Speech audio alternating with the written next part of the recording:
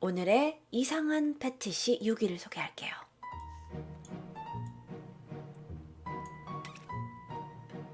올 것이 왔다. 사실 패티시를 모르는 사람들도 발 패티시에 대해서는 많이 들어본 것 같아요. 그쵸? 쉽게 얘기해서 상대방의 내 발 아니고요. 상대방의 발에 집착하고 성욕을 느끼는 증후군으로 영어로 podophilia 아니다 podophilia라고 부르나? 그런 것 같아요. 자, 이게요. 신체 부위에 집착을 하는 패티시즘을 가진 사람들 중에 가장 많은 비중을 차지하고 있다고요. 발 패티시는요. 보통 발 또는 신발을 신고 있는 발 등의 성적 쾌락을 느끼는 것으로 알려져 있는데 왜 그 미국의 되게 유명한 그 심리학자인 프로이드가 사람의 발을 묶는 행위 또한 패티시의 한 형태로 보고 있다고 해요. 자, 그러면 우리는 발 패티시가 없으니까 발에 패티시가 있는 사람들한테 발은 도대체 어떤 매력 포인트인가 생각을 해보게 된 거죠. 이 발은 별로 안 예쁜데 제가 또 한 가지 이 발이라면 조금 패티시가 있을 수도 있지 않겠냐는 사진이 있어요. 이거는 여자가 봐도 되게 뭐라 그럴까 발이 되게 예쁘다고 약간 느낌이 들었어요. 뭐야 지금 채팅창 반응이 너무 뜨거운데요. 근데 저는요 이런 거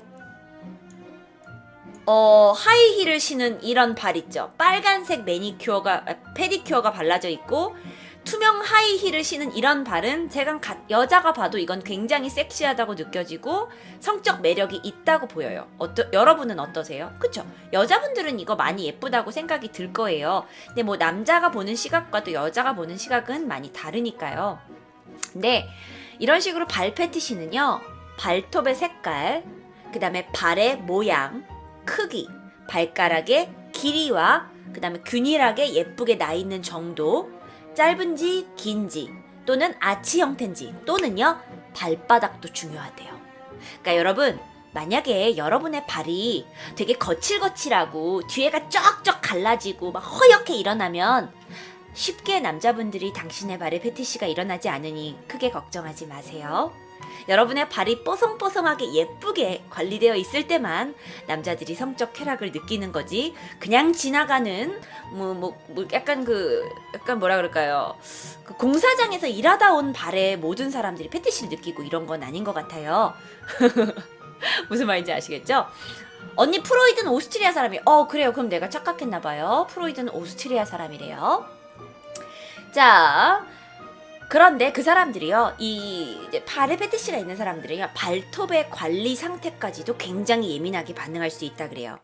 자, 그것뿐만 아니라 그들은 어떤 신발을 신고 있느냐에도 발 패티시를 느낄 수 있는 거죠. 이런 것처럼요. 그래서 맨발을 좋아하는 사람도 있고, 그냥 샌들을 신는 걸 좋아하는 사람도 있고, 이런 하이힐을 좋아하는 사람도 있고요. 더 약간 변태적인 건, 양말을 신었는데 그 양말에서 나는 냄새 또 패티시를 느끼는 사람. 나 이거 설명하면서도 좀 이상해. 우리 꼬마 친구들은 어른들은 정말 이상할 거라고 생각할 거 아니에요. 조금 더 이상한 얘기 해드릴까요? 발에 패티시가 정말 강한 사람들은요, 발에 이걸 발이라고 할게요.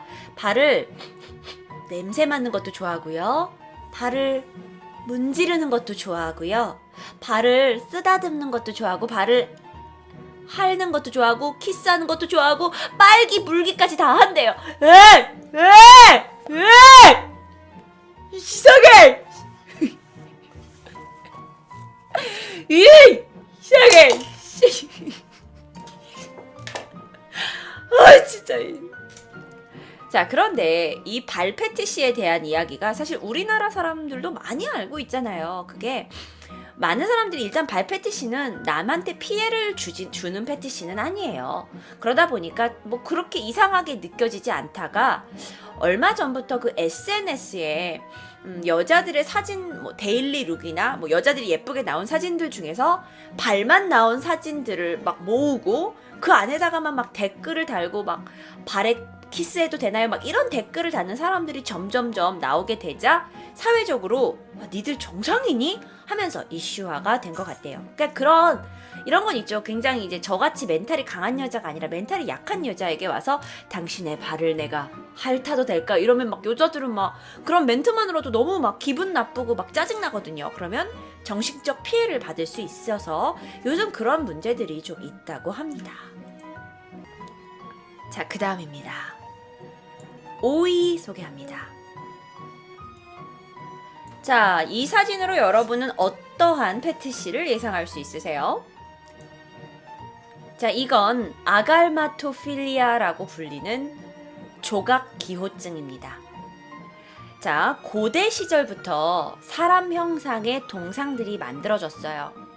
근데 그게 세월이 흐르더라도 변하지 않을 수 있게 돌이나 상아로 만들어졌죠. 그게 그리고 사람의 황금 뭐 비율 이런 걸 해가지고 완벽하게 사람의 형태로 제작이 됩니다. 그래서 사람들이 그걸 보면 굉장히 감탄하고 예술 작품으로서 즐겼죠. 그런데 어떤 사람들은 그것을 그냥 단순한 예술 작품으로 감탄하고 좋아하는 것이 아니라 다른 느낌의 흥분감을 가진 거예요. 지금 시대에서 얘기를 하면 마네킹 인형이라든지 조각이라든지 이런 움직이지 않는 것들의 성욕을 느끼는 증후군을 아갈마토필리아라고 부른다고 해요. 자, 대표적으로 피규어 같은 거에 굉장한 그 성욕을 보이는, 우리가 이제 쉽게 얘기해서 약간 오타쿠적인 기질이 있다라는 그런 분들을 이제 예로 들 수 있을 것 같아요. 그 약간 일본에 가면 여자들이 되게 짧은 치마 입고 가슴이 막 뚱 튀어나오고 막 그런 되게 비현실적인 피규어들이 있잖아요. 근데 또 그런 것만 모으시는 분들도 있고 거기에 성적 쾌락을 느끼시는 분들도 있으니까요. 근데 잠깐 심리적으로 생각을 해보는 거죠.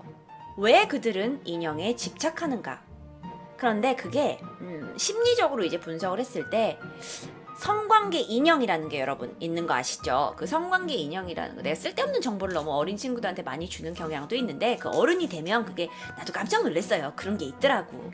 그 사람의 여자의 모양과 굉장히 비슷하게 만든 성관계 인형이 있는데 왜 그들이 거기에 미치냐면 사람하고 달리 이 인형은 순종적인 거죠. 나를 거부하지 않는 거죠. 그래서 어쩌면 사회에서 또는 여자에게 거부당했던 경험이 있는 사람들이 그것이 트라우마가 돼서 어떤 거부당하지 않는 인형이나 마네킹 또는 조각상 같은 거에 집착할 수 있고 성적인 쾌락까지 느낄 수 있다는 거예요. 자, 그렇습니다. 근데요, 이게 실제로요, 역사상에 이런 일이 있었어요. 이건 역사적인 이야기를 제가 살짝 해드리면 그 고대 키프로스라는 곳에 전설적인 왕이 있는데 그 왕이 인형 하나를 가지고 있었던 거예요. 그런데 그 인형을 가지고 있다가 어느 날 아프로디테한테 막 빈 거야. 내가 너무 사랑하는 인형이 집에 있다. 조각상이었던 것 같아요. 인형이라기보다 조각상이 있는데 아프로디테 신한테 가가지고 제발 이 조각상을 인간으로 만들어달라. 난 이 조각상과 사랑을 하고 싶다. 정말 나는 이 조각상이 아니면 사랑이 없는 것이다. 이렇게 기도를 하고 집에 돌아갔어요. 근데 무슨 일이 있어가지고 아프로디테 여신이 그 소원을 들어주게 된 거예요. 그래가지고 딱 그 아프로디테가 에로스라는 그 사랑의 뭐 이렇게 신인가? 그 신을 보내자마자 조각상이 아름다운 여인으로 보냈대요. 그래서 두 사람이 뭐 결혼을 하고 뭐 했다라는 이야기가 있는데 그 사람의 뭐 이름에서 그 사람의 스토리에서 이 정신 어떤 증상에 대한 게 유래됐다라는 이야기가 있습니다. 맞아요. 피그말리온 효과가 맞아요. 그래서 이 피그말리오니즘이라는 게 뭐냐면 자기가 만든 물건에 비정상적으로 사랑에 빠지는 증상을 피그말리오즘이라고 명명하고, 이게 제가 오늘 말씀드렸던 아갈마토필리아라는 그 인형에 집착하는 기호증의 일부에 속한다고 할 수 있어요. 피그말리오즘이요. 근데 자, 그러면 피그말리온 효과라는 건 뭘까요? 여기서 기초상식 하나 갈게요. 갑자기 기초상식 한다고 하니까 다른 부금을 좀 틀고 싶은데 이해하시죠? 갑자기 기초상식.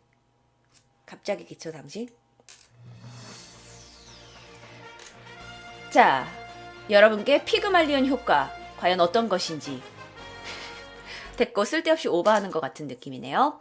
자, 피그말리온 효과라는 건 뭐냐면 피그말리온 효과는 무언가에 대한 믿음, 기대 또는 예측이 실제적으로 일어나는 경향을 얘기해요. 그래서 이게 쉽게 얘기하면 내가 생각하면 생각하는 대로 이루어진다 라고 믿는 거죠. 그걸 피그말리온 효과라고 해요. 제 생각에 제가 인생에 약간 피그말리온 효과가 큰 것 같아요. 갑자기 너무 교육방송 같아요. 죄송합니다. 다시 돌아갈게요. 자, 그 다음 4위를 소개합니다. 뭘까? 이건 시토필리아라고 부르는 음식 기호증이에요. 자, 예를 들어서 음식을 뒤집어 쓰는 행위를 하거나 그런 행위를 지켜보는 데서 성욕을 느끼는 증후군이죠. 쉽게 얘기해서 음식에 의해 성적인 쾌감을 일으키는 것을 얘기합니다. 자, 그들은요, 음식을 냄새 맡고 음식의 소리를 듣고 음식을 보는 것만으로 쾌감을 느껴요. 그리고 음식을 먹을 때나 누군가 음식을 먹는 것에도 성적인 쾌락을 느낀다고 합니다. 사실 저도 그런 것 같아요. 막 김치찌개가 보글보글 끓고 있어요. 그 소리에 저도 분명 제 뇌는 반응을 합니다. 근데 저는 김치찌개가 끓고 있어서 성적 쾌감을 느끼진 않거든요. 그런데 그들에게 김치찌개 끓는 소리 또는 여러 가지 음식 소리는 성적 쾌감까지 연결될 수 있다는 거죠. 자, 근데 문제가 뭐냐면 우리 사람은 하루에 3끼를 먹어요. 아니, 그러면 내가 식당에 갔어. 식당에 가서 밥을 먹는데 갑자기 옆에 사람이 되게 쩝쩝거리고 맛있게 먹어. 그럼 갑자기 삥! 성적 욕구가 나는 건가요? 글쎄요. 이게 많은 경우에 대부분의 경우는 다른 사람한테 해가 주지는 않는다고 해요. 그런데 대부분의 경우에 이 음식 기호증을 가진 사람들은요, 벗은 파트너의 몸에다가 음식이 떨어져 있는 것을 보는 걸 즐긴다고 해요. 예를 들어서 어쩌면 우리가 야한 영화에서 한 번쯤 볼 만한 장면들인데, 뭐 여자의 몸에다가 생크림을 뿌린다든지 여자의 몸에다가 초콜릿 시럽 같은 걸 뿌린다든지, 또는 옛날에 섹스 앤 더 시티라는 영화 그 미드가 있었는데 그 미드에 되게 야한 여자 한 명이 있어요. 사만타라고. 그 여자가 자기 남자친구를 위해 뭘 준비하냐면 몸을 다 벗고 식탁에 누워요. 그런 다음에 스시를 다리에서부터 허리, 발, 어깨, 가슴 해서 스시를 하나씩 올려놔요. 제가 그걸 보면서 아니, 왜 저게 남자를 즐겁게 해주는 거야? 그러니까 사만타는 자기 남자친구를 즐겁게 해주기 위해서 영화에서 그렇게 표현했는데 나는 이해할 수가 없었어요. 아니 남자가 저걸 왜 좋아해? 그런데 그런 패티시를 가지고 있는 사람도 충분히 있을 수 있다는 거죠. 자, 그런데 물론 제가 좀 오버일 수도 있지만 이런 음식을 성행위에 이용할 경우에 감염의 위험이 있습니다. 그래서 감염이라는 게 뭐 이제 여러 가지를 동반할 수 있는데, 성관계 시 두 사람이 음식을 먹고 즐기는 것은 상관이 없지만, 그리고 한두 번, 뭐 솔직히 말해서 뭐 남녀 사이에 뭐 여기 좀 생크림 같은 것도 묻히고, 왜 여기에 여자가 이렇게 생크림 묻어 있는 거 있으면 남자가 막 키스해주고 싶고 그렇잖아요. 그 정도를 가지고 우리가 음식 기호증이다, 성도착증이다, 패티시다 라고 정의할 수는 없지만, 분명 지구상엔 음식에 의해 어떤 성적 욕구를 느끼는 사람들이 존재할 수 있다는 거죠. 아시겠죠? 근데 거품 키스도 음식 기호증인가요? 야, 너 지금 내 말 못 들었어. 모든 사람이 그런 건 아니라니까. 그러니까 한두 번 즐기는 거는 괜찮아. 그게 이제 좀 너무 집착이 되고 막 그러면 좀 이상하지만, 막 한두 번 남자친구가 이렇게 여기 묻었는데 키스도 해주고 그런 거는 귀엽지. 자, 3위 갑니다. 3위 갑니다. 자, 사람들은 참 이상한 것에 성적인 쾌락을 느끼는 것을 여태까지 알아봤는데요. 자,